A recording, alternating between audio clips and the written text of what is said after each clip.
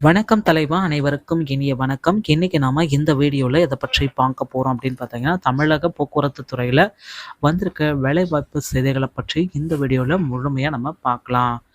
ஒப்பந்த அடிப்படையில் ஆட்கள் தேர்வு அரசு பஸ் தொழிலாளர்களுடைய மாநாட்டில் எதிர்ப்புகள் தெரிவிச்சிருக்காங்க.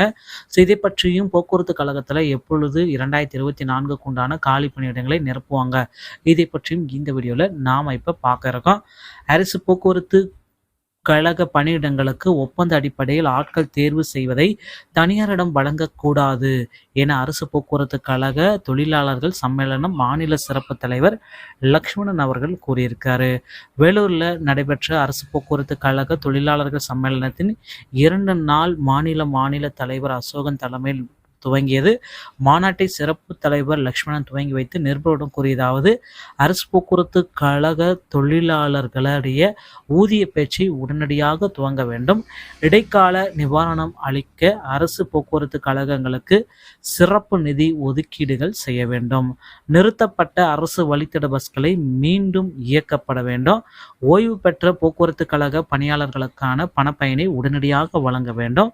அரசு போக்குவரத்து கழக பஸ்களை பராமரிக்கவும் அவற்றை மேம்படுத்தவும் தரமான உதிரி பாகங்களை கொள்முதல் செய்ய வழங்க வேண்டும். புதிய பஸ்கள் கொள்முதல் செய்து வழங்க வேண்டும்.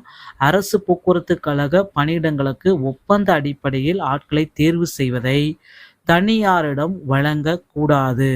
சென்னை, திருவள்ளூர், காஞ்சிபுரம், செங்கல்பட்டு, திருநெல்வேலி, தூத்துக்குடி, தென்காசி, கன்னியாகுமரி ஆகிய மாவட்டங்களில் மழை வெள்ளத்தால் அரசு போக்குவரத்து கழக பஸ்களும் பணிமனைகளும் பாதிக்கப்பட்டுள்ளன.